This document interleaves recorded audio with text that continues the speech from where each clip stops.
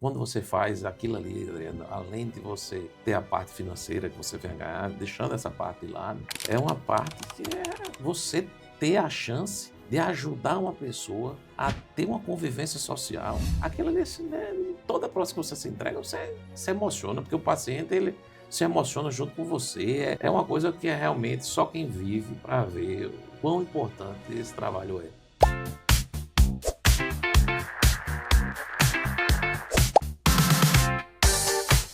Olá, pessoal. Hoje aqui, nos estúdios do Revisa Buco, estamos recebendo o Dr.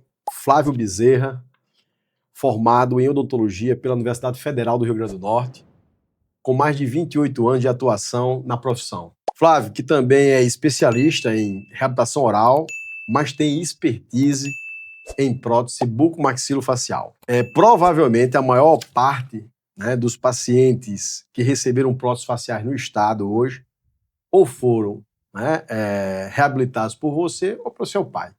É exatamente Tá? isso. E a gente vai conversar, né, hoje o nosso tema é sobre implantes e próteses bucomaxilofaciais, né, implantes extrabucais e próteses bucomaxilofaciais. Então, Flávio, muito obrigado por estar aqui Eu que no agradeço, nosso Adriano, podcast aí, a o convite. conversa afinada com o professor Adriano Germano, é um projeto que a gente desenvolveu aí, está desenvolvendo ao longo, né, do tempo aí, com o objetivo de trazer personalidades aqui do nosso estado, pessoas que trabalham com odontologia, né, de maneira séria, comprometida e que trazem um resultado diferenciado para a sociedade. Flávio, eu já tive a oportunidade de fazer alguns implantes extraorais que servem de ancoragem, né, para a gente utilizar como para as próteses bucomaxilofaciais. E é muito interessante, né, que a gente percebeu claramente que, como todas as áreas da odontologia, as próteses bucomaxilofaciais também evoluíram. E você, nesses 28 anos de profissão aí, né, atuando nessa área, o que é que você chamaria a atenção desse método de tratamento como uma opção para reabilitar esses pacientes? E o que você tem visto de evolução durante esses anos? O que acontece, Adriano, que a prótese começou há muito tempo atrás, ainda com os egípcios fazendo prótese em pedra, em prótese ocular e reabilitações na Segunda Guerra, que foi que houve um avanço maior. Nas guerras é que desenvolve muita coisa da medicina e da odontologia. Então, as próteses faciais desenvolveram muito nesse período e vem desenvolvendo. E o implante extraoral ele veio para dar um up na retenção dessas próteses. Essas próteses eram retidas por óculos, retidas pela própria cavidade mecanicamente, e com o advento do implante extraoral, aí a gente começou a ter uma retenção muito melhor e um resultado muito mais satisfatório. As colas também evoluíram, então existem as próteses também retidas por adesivos, mas não dá para comparar uma prótese retida por adesivo para o conforto do paciente por uma prótese retida por implante. É mais fácil guiar a prótese, é mais fácil tudo, fica mais tranquilo, mais fácil. As próteses evoluíram em material, elas eram feitas em resina acrílicas, hoje elas são feitas em silicone, que dá uma característica mais natural da prótese, em termos de maleabilidade, de retenção, de mimetização com a pele. Então, evoluiu muito nesse sentido. E eu lhe perguntaria uma coisa que as pessoas sempre falam. Não, as próteses bucomaxilofaciais elas vão deixarem de ser utilizadas porque as técnicas cirúrgicas teciduais estão evoluindo e aí pode ser que essas próteses elas não precisem ser mais confeccionadas. Você acha que sempre vai existir o papelzinho dela aí? Sempre existirá o papel da prótese. O que é que acontece?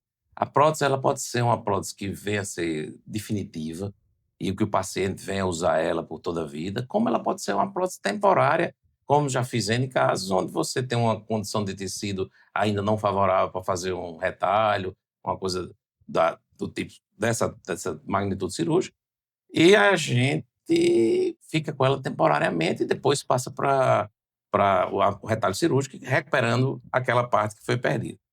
Mas há muitos casos, N casos, a maioria deles, as mutilações são muito grandes, os cânceres estão aí, câncer de pele tem uma incidência muito alta, não vai deixar de existir câncer, pelo menos para os próximos anos. Eu até queria que tivesse uma solução em definitivo, mas essa não é uma luz ainda a gente consiga enxergar no fundo do túnel. Então, na realidade, a prótese sempre vai existir, porque as perdas às vezes são muito grandes e não existe como você, vamos dizer, perder um nariz, você tirou os ossos próprios do nariz, tirou a cartilagem. Como é que você vai construir um nariz?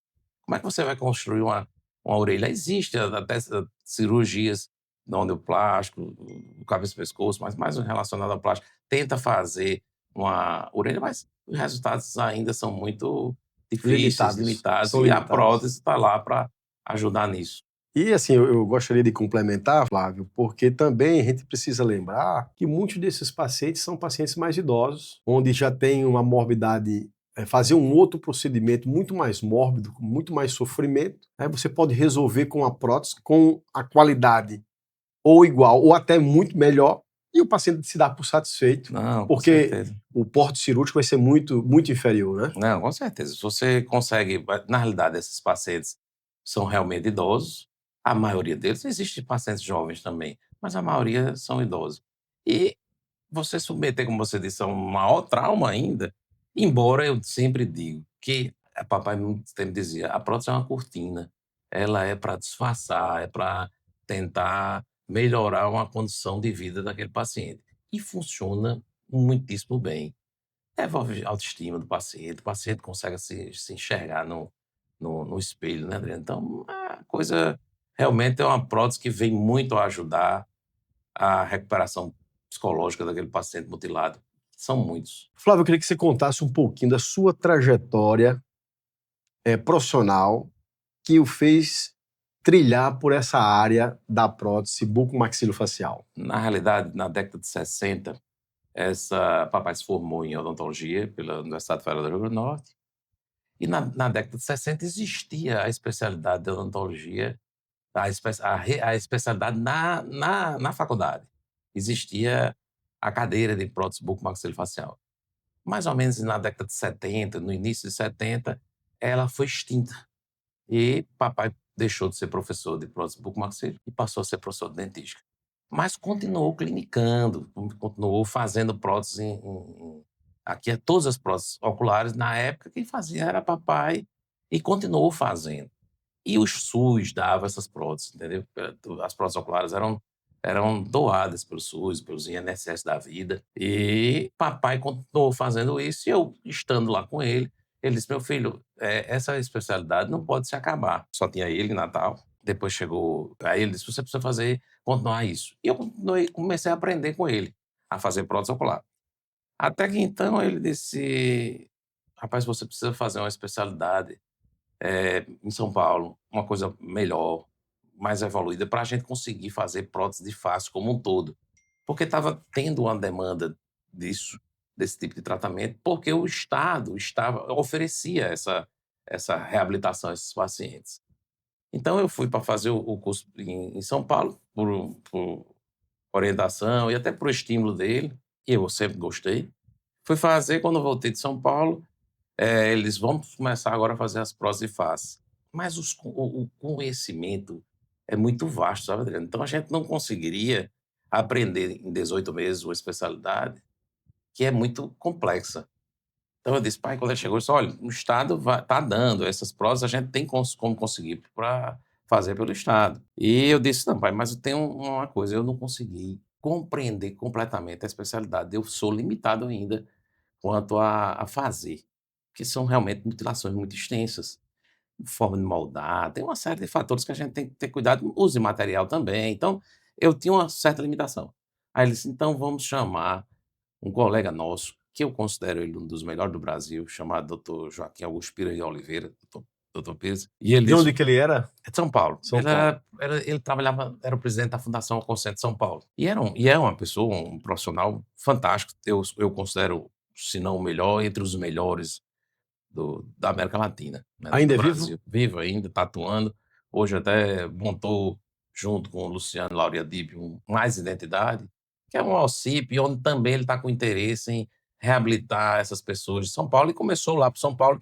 Inclusive, tivemos 10 casos feitos aqui em Natal, junto com eles, com Mais Identidade, com a tecnologia um pouco diferenciada, sabe? E aí a gente foi fazer. Aí chamamos ele, voltando para como foi. Aí chamamos, o papai ligou para Pires, doutor Pires, você não topa trabalhar conosco aqui por um período para vir fazer umas próteses com a gente?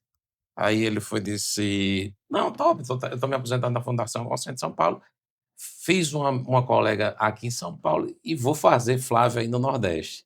E veio para cá. Aí com ele realmente, porque papai tem uma experiência muito grande em prótese ocular. Papai fez prótese ocular e terminou fazendo muito bem, muito habilidoso. E na prótese de face, a coisa ainda era. Papai tinha parado um pouco, porque a demanda não era tão grande, o Estado não dava, o conhecimento também era mais restrito, o material mudou, saiu de resina, de retenções mecânicas para retenções com implante. Então, quando o doutor Pires veio, aí realmente foi quando eu aprendi a fazer prótese ocular, porque ele trabalhou comigo, com a gente aqui, De forma de dedicada. forma dedicada, vindo uns períodos vinha Luciano para fazer as cirurgias de implantes estorais, 3 meses depois ele vinha, porque passava um período com a gente aqui fazendo as próteses faciais, passávamos aqui às vezes 10 dias pegado direto fazendo prótese de face. E aí foi quando eu aprendi, sabe, Adriano? Porque realmente o conhecimento ainda é muito restrito, porque são poucas pessoas que fazem no Brasil. Existem especialidades, sim, existe um mestrado em São Paulo, existem essas coisas, existe alguns centros fazendo, tá? Acho que acredito que em Fortaleza já tem um centro fazendo uma especialização em prótese, mas o conhecimento em si, para você passar em 1 ano e meio, 18 meses, como é a especialização, ela é difícil, não é fácil, não.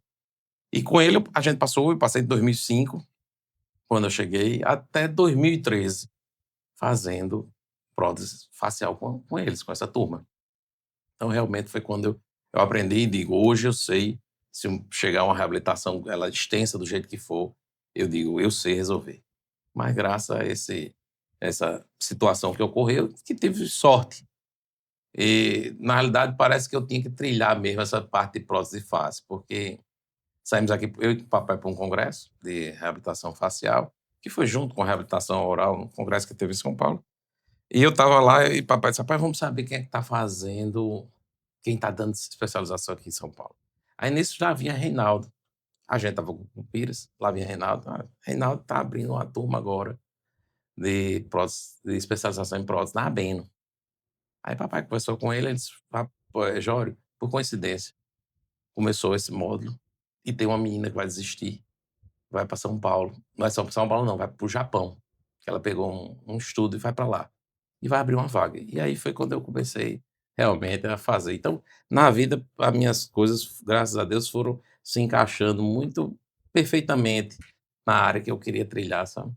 Tudo foi acontecendo e eu fui aprendendo a fazer prótese dessa Perfeito. forma. Nós já falamos um pouquinho sobre os principais pacientes que são beneficiados, que são os pacientes oncológicos, né, os pacientes que foram, né, sofreram cirurgias oncológicas, principalmente foram Principalmente. mutilados, né, É. tiveram algum tipo de sequela, perda de algum segmento. Eu queria que você chamasse a atenção, Flávio, e explicasse aí para o pessoal que nos assiste sobre quais as partes da face essas próteses podem seriam utilizadas. Adriano, para ser bem sincero, todas as partes da face. Inclusive, tivemos já casos da gente fazer toda uma face. Isso é, o paciente perdeu a identidade e a gente fez uma nova face para ele. Então, você tem todas as estruturas da face, orelha, óculo palpebral, nariz, próteses consociadas, pega maxila, pega lábio, pega uma parte do nariz, pega o óculo palpebral, ela é muito extensa e pega toda a parte da face, mandíbula, tudo. Ocular é a que mais aparece, é a que tem maior casuística, é a prótese ocular, porque além da parte oncológica, existe também a parte traumática, que existe muitos acidentes, então essa é mais comum dentro Mais do comum. consultório, dentro da clínica. Então, dentre as próteses que mais são confeccionadas, a prótese ocular É, estaria em primeiro lugar. em primeiro Por lugar. 2 motivos. Primeiro, porque tem a parte que, vamos dizer, pacientes jovens com retinoblastoma, tem a parte oncológica e tem a parte de acidentes, de carro. Acidentes são os mais variados possíveis, com arma de fogo, com de tudo. E as próteses faciais, elas são muito constantes também. Só que como a demanda é é reprimida. Aí você diz, por que falava a demanda é reprimida? Porque quem dava isso era o SUS. São reabilitações extensas, são reabilitações onde envolve um número grande de profissionais. Envolve o cirurgião buco, envolve o cabeça-pescoço, envolve o fonoaudiólogo, então, envolve muita gente. Então, são próteses que são caras. E essas pessoas, muitas vezes, são pessoas humildes, são pacientes do SUS. Quando o SUS dava essas próteses, aí você tinha uma demanda que não era reprimida. Hoje nós temos uma demanda reprimida, onde esses pacientes estão vindo por demanda judicial, aquele que tem um conhecimento maior, que tem um acesso a um advogado ou que procura um defensor público. Mas a maioria desses pacientes estão em casa, Adriano. Estão em casas com tampões no rosto. É impressionante, né? E a prótese ocular, como eu estava dizendo também tem um custo mais baixo. Então é mais fácil a própria pessoa comprar, adquirir esse serviço, ou a família se une, ou muitas vezes também procura demanda judicial. Eu vejo que esse tipo de reabilitação, ela depende muito da cidade, do estado, né? Que o paciente está. Tem estados que têm uma Casuística maior. Não, é uma preocupação maior em resolver esses problemas, né? E meio que financiar essa parte, né? Não existe, parece que não existe hoje um orçamento específico para isso, né? Não existe. A tabela do SUS é defasada. O único estado da federação que dava prótese ocular era o estado do Rio Grande do Norte. Isso porque papai começou em 62 e deixou de trabalhar já com 80 anos de idade, 82 anos de idade. Mas você veja que ele começou e foi lutando para que o Estado se entendesse que aquilo era de fundamental importância para o ser humano. E conseguiu trazer o Estado para financiar essas próteses. E não conseguiu em outros estados da federação. Agora, em São Paulo, por exemplo, através de organizações, estão tentando viabilizar doações de algumas empresas grandes, Através das ONGs. através de ONG, de auxílio, essas coisas, para poder tentar fazer. Mas mesmo assim, é uma coisa que essas pacientes estão renegados, viu, Adriano? Marginalizados. Precisaria ser uma coisa mais. O Estado teria que dar uma olhada melhor nesses pacientes, porque são pacientes que precisam. E não é só a estética, né, Adriano? É a função. É a função Sem dúvida. mastigatória, é a fonação, é tudo. Então, assim, eu acho que está faltando aí a gente talvez também envolver a sociedade nisso, né? Para a Com sociedade certeza. cobrar, Exatamente. né? Das autoridades, do Ministério Público, dos deputados, Exatamente. senadores, né? Uma mudança de postura para essas pessoas que foram esquecidas. Exatamente. Essas Né? próteses elas foram dadas toda a vida, mas a partir de 2013 acabou. De 2013 para cá já temos 12 anos e ninguém fala mais em fazer um trabalho de assistência para essas pessoas. E assim, esse nosso canal, e abrindo esse espaço, por exemplo, para você, para esse tipo de tema, sem sombra de dúvida, é um momento importante que a gente quer levar para a sociedade também. Com certeza. Né, essa preocupação. Com certeza. Né, porque com certeza alguém vai despertar em alguém algum interesse. Né? Flávio, mas assim, eu diria que todos nós, durante uma vida profissional, a gente lembra de alguns casos. Eu vou me lembrar dos meus casos, eu vou lembrar daqueles casos que foram das complicações mais significativas, vou lembrar também daqueles que foram muito bem resolvidos. Enfim, sempre vai ter algo pontual que vai fazer com que você lembre de algum caso especial. Né? Dentro da sua rotina aí, durante todos esses anos, qual a reabilitação foi foi o seu maior desafio? Qual o caso que lhe gerou o maior desafio, se você lembra, e qual o motivo em especial que fez com que esse caso fosse o seu maior desafio? Na realidade, Adriano, na prótese de face, e também na sua área de cirurgia, não tem, às vezes, um caso único, específico, aquele que foi o que mais representou. Porque os casos, quanto mais amplos, mais envolve destruição, perda da face, mais envolve também a parte social, aquele paciente se vincula mais a você, na expectativa de que você dê a ele um sorriso de volta, uma condição de vida melhor. Então, não existiu apenas um caso, existiram vários, mas eu já lhe digo, todos os casos amplos, grandes, eu me lembro.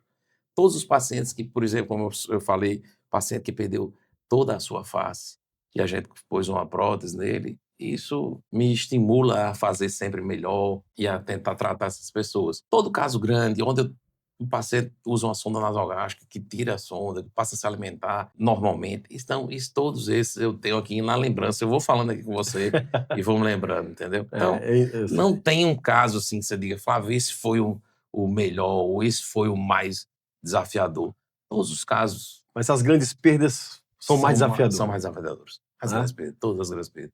E o resultado também traz uma satisfação para o profissional e para o paciente maior. Então, o paciente está mutilado, muito fragilizado, e você consegue dar um resultado a ele, onde ele tem consegue se enxergar, consegue ter a convivência com a família, que muitos deles, às vezes, têm netos pequenos que questionam ao avô o que é que aconteceu, porque às vezes eles ficam até sem um relacionamento familiar muito adequado, com os meninos, principalmente mais jovens, que não entendem, porque são mutilados.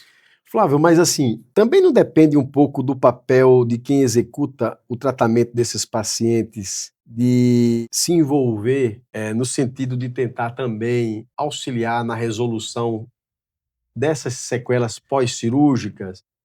Falta talvez um pouco mais de empenho a esses profissionais que ou então da estrutura hospitalar, né, que atende esses pacientes. Porque assim, uma coisa que eu aprendi é que essas lesões patológicas, elas não é só você removê-las, mas você criar um ambiente de que o indivíduo posteriormente possa ter vida, né? Função e estética. Né? Obviamente, mesmo com sequela, mas uma estética mínima necessária. E eu tenho um professor que ele sempre dizia, Adriano, se você não pode fazer isso, não trate. Entendeu? Ele sempre dizia, não consegue, então não trate. Não trate porque você não vai conseguir devolver nem forma nem função para ele, então é melhor você não tratar. Aquela doença ali, aí você diz, não, mas porque se ele não fizer, ele vai morrer, né? Mas ele já morreu também depois, com uma sequela gigantesca, tá entendendo? Então, assim, talvez também não fosse interessante aí mais participantes aí Na ajudando. realidade, Adriano, esses participantes eles estão presentes. Por exemplo, Luiz Eduardo, que foi até presidente do Conselho Regional de Medicina, cirurgião de cabeça e pescoço, a gente se reúne com ele. Ele fez parte do nosso grupo, porque o nosso grupo era cirurgião de cabeça e pescoço, que era Fernando Pinto e Luiz Eduardo, um anestesista, que era Sérgio, eu, protesista, papai protesista, Piras protesista, E Luciano Laura Dib, e né? Luciano Laura Dipp, que O Buco era Maxilo. Boco Marcelo. Então, essas pessoas, depois que isso acabou, esse programa, eles estão ligados à Liga. Porque, na realidade, todo cirurgião de cabeça e pescoço está ligado à Liga. E Luiz tentou, por muitas vezes, até a gente teve uma audiência pública lá na Assembleia, com uma deputada, a doutora Cristiane, mas a coisa não evoluiu. Se tentou falar, mas não houve um interesse. Porque, por essas pessoas serem pouco representativas na sociedade, esses mutilados, então a vontade de buscar resultado, de buscar, não é valente, não é pobre, Eu sei entendeu? disso. Agora, você dizer, É a questão do. aí você dizer, se não puder realmente, agora não puder fazer, não puder resolver até o final, não inicie. Mas essa é uma questão meio complicada de você dizer ao paciente, olha, eu vou ter que tirar o seu nariz, embora você não vai ter como reabilitar, mas se você também não tirar, você vai perder a sua vida. Então, a vida é a última coisa que a pessoa se Se desprende, apega, né? né? Se desprende da vida É, só. é aquele dilema, o cara fica naquele dilema, né? Então ele Ele quer fica. tirar o nariz, ele vai pedir para tirar tudo, ele vai querer ter a vida. É, Mesmo que tenha qualidade ruim de é vida porque depois. a filosofia de tratamento ela mudou muito né, ao longo dos anos. Isso que acontece aqui é inconcebível acontecer num país de primeiro mundo, entendeu? Você não tem um norte para reabilitar um paciente. Daí que vieram os transplantes faciais. Os transplantes de face, eles vieram daí. Por quê? Porque não existia nada. Não tinha nada como reabilitar aquele camarada. E aí, meu amigo, não tem nada, não tem prótese, não tem aquilo, não tem. Então, só o transplante de face. Então, assim, E que não foi uma coisa que eu acho que por conta de problemas de. Não houve compatibilidade facial, eu acho que o ponto disso, esses transplantes eu ouvi muito no início e depois eles ficaram bem parados. Você não acha que...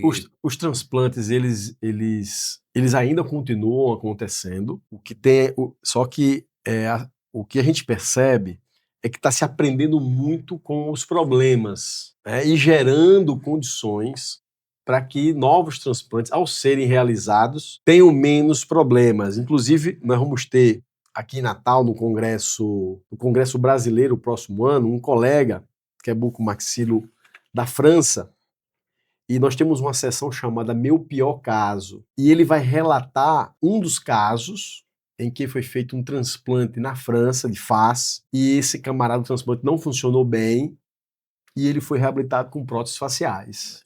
Né? Então ele vai estar dentro E uma outra coisa desse também, caso aí. do transplante de face, é que se você se vê, vamos dizer, a gente fez uma prótese de face, o paciente não tinha visto.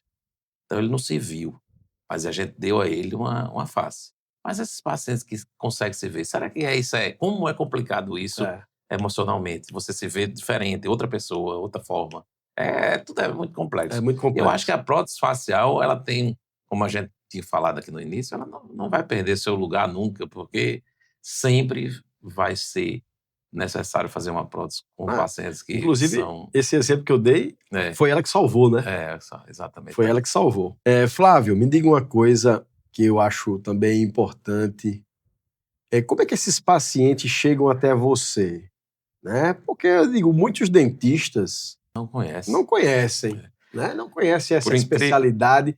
Hoje, dentro da própria Universidade Federal, não existe mais a cadeira, embora tenha algumas informações, né? Algumas informações que acabe a gente passando, né? Mas não existe uma cadeira específica sobre isso. E assim, como é que esses pacientes chegam até você? Na realidade, eu digo muito, Adriano, a odontologia conhece muito pouco a especialidade.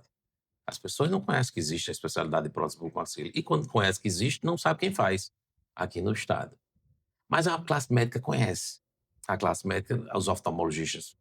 Eu às vezes, nem todos que me indicam eu conheço, mas todos sabem que eu faço, assim, uma grande parte sabe que faz. Os cirurgiões de cabeça e pescoço, esses sabem porque estão lá na liga. E como a gente já exerceu esse trabalho por vários anos, então aquilo ali vai se perpetuando, vai ficando aquela semente de quem faz. Então a minha indicação hoje é muito maior pela classe médica do que pela classe odontológica. Porque, na realidade, o paciente de grandes perdas da face são pacientes que são operados normalmente por cirurgião de cabeça e pescoço. Que são os oncológicos. Que são os cirurgiões oncológicos. Flávio, eu sei que é meio complicado falar sobre parte financeira, né? Mas essas reabilitações, elas têm um custo, obviamente, que é bastante variável, porque depende do caso. Você já chamou a atenção que o Sistema Único de Saúde, ele tem codificação para próteses faciais no Sistema Único de Saúde? Tem código para isso? Rapaz, tem, mas não cobre custos, isso, né? Não, tem, mas ainda está com a tabela muito defasada. Que não cobre os custos. Que não cobre custo. Que é uma prótese realmente cara. Porque envolve muitas pessoas. Teria que ter o subsídio do governo aí, dando um upgrade para poder... Agora mesmo, por exemplo, tem alguns casos que eu estou com demanda judicial. Assim, o Ministério Público, através da Justiça, vem pedindo para que a gente faça a resolução daquele caso. Entendeu? Entendi. Mas é uma coisa limitada. Eu sei. São os casos pontuais que quem procura, né? Quem procura, que é o que eu já falei. Exatamente.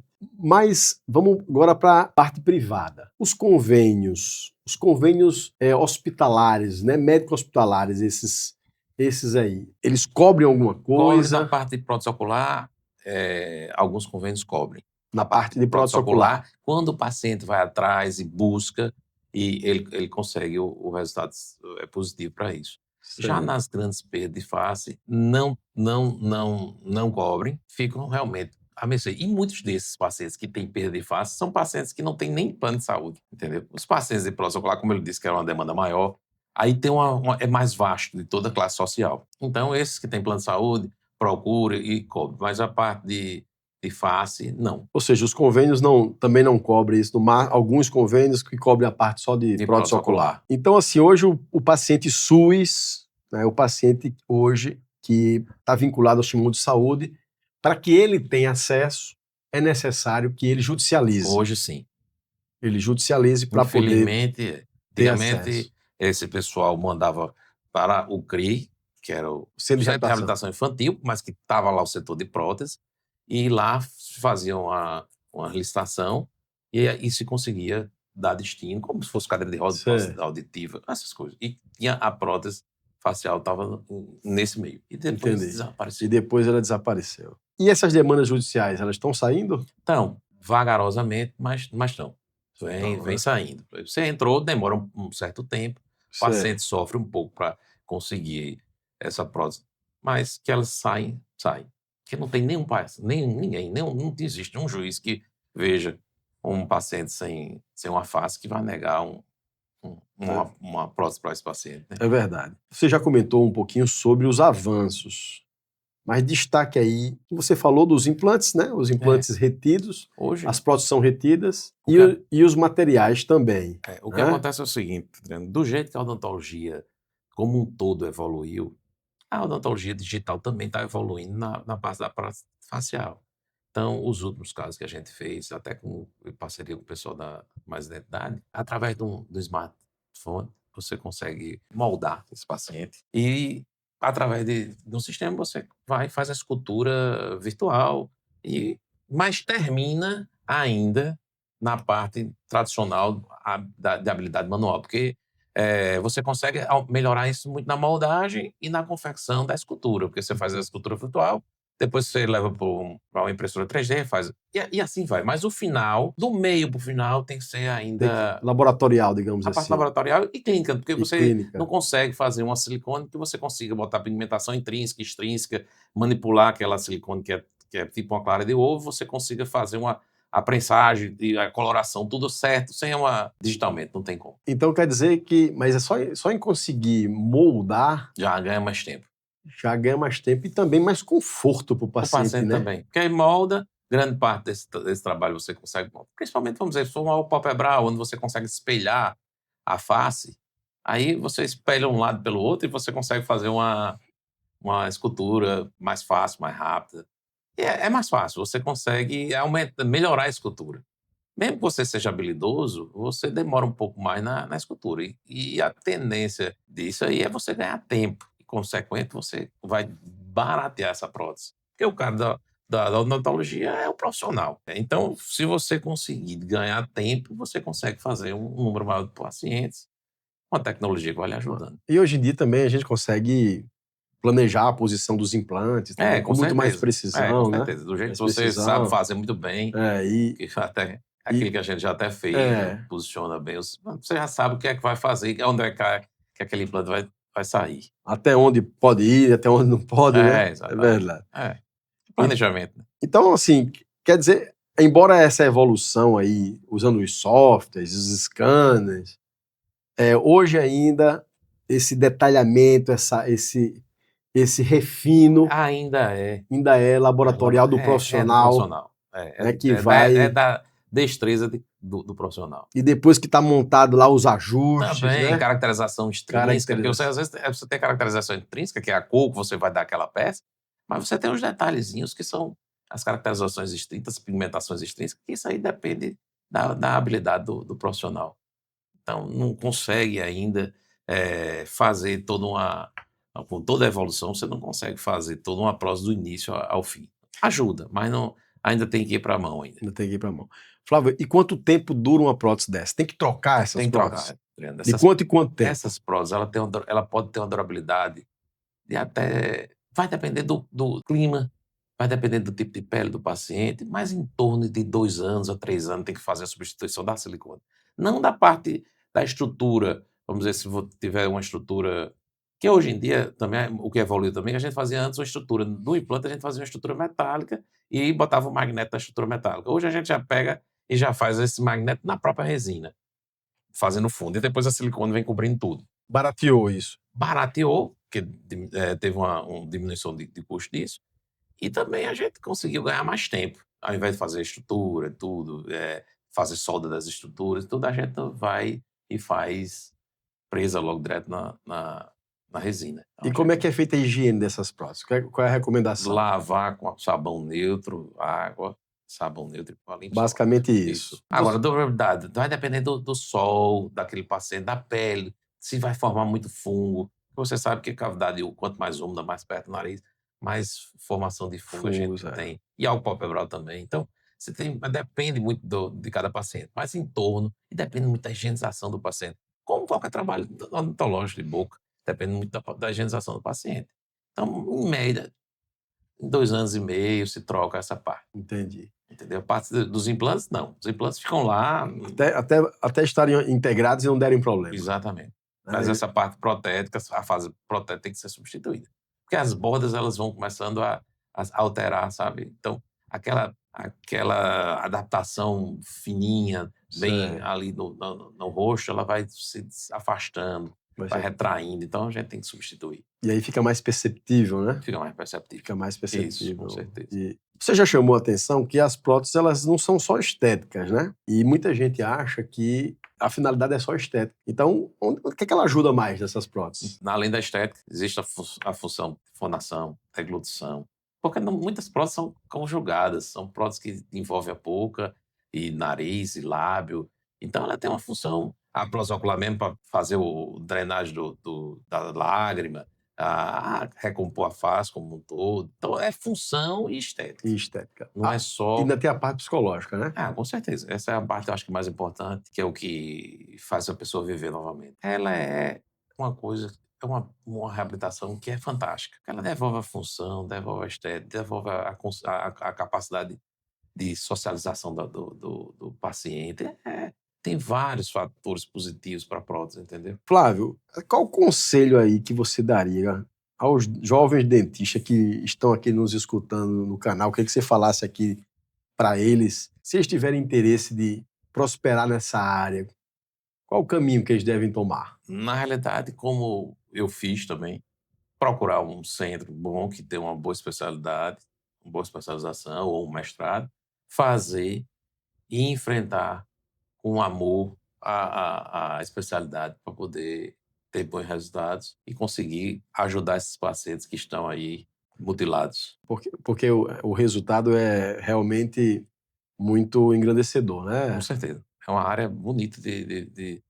Quando você faz aquilo ali, Adriano, além de você ter a parte financeira que você vai ganhar, deixando essa parte de lado, é uma parte que é para você ter a chance de ajudar uma pessoa a ter uma convivência social. Aquilo ali, né, toda próxima que você se entrega, você se emociona, porque o paciente ele se emociona junto com você. É uma coisa que é realmente só quem vive para ver o quão importante esse trabalho é. Realmente é gratificante, né? Demais, É gratificante. demais. Pessoal, nós estamos praticamente aqui finalizando o nosso bate-papo com o Dr. Flávio Bezerra aqui, nosso amigo, colega de época de faculdade também, né? Exatamente, terminamos juntos, fizemos nossa faculdade juntos. Você vê como a vida é interessante. Hoje a gente está aqui tentando ajudar outros colegas talvez a nascer na especialidade, como você também, todo dia está no seu ensino, na sua labuta. Verdade. Né? Então, e a gente começou ali, menino, na faculdade de odontologia, tentando alcançar um lugar ao sol. Mas eu digo sempre, Agostinho Maior, quem faz com perseverança, quem faz com ética, quem se dedica, tem sua vez e seu lugar ao sol. E isso mostra o quanto a odontologia também é importante na vida das pessoas, né? A odontologia, ela não é só o elemento dentário, né? Mudou muito também, né, Adriano? A odontologia, ela é muito mais que isso, com né? certeza. A odontologia envolve toda a face. A odontologia envolve toda a face. Hoje a gente já tem a parte de harmonização facial. Hoje já tem quantas especialidades? Se não me engano, a gente já tem 25 especialidades. Se não me engano, ou 23 ou 25. Então, na nossa época só tinham 16. Então vão surgindo mais e mais especialidades e cada vez a odontologia vai conseguindo mais espaço dentro da reabilitação e dentro da reabilitação e da saúde geral do paciente. Então, passar aqui a palavra para o colega, parceiro, amigo, Flávio, para suas considerações finais.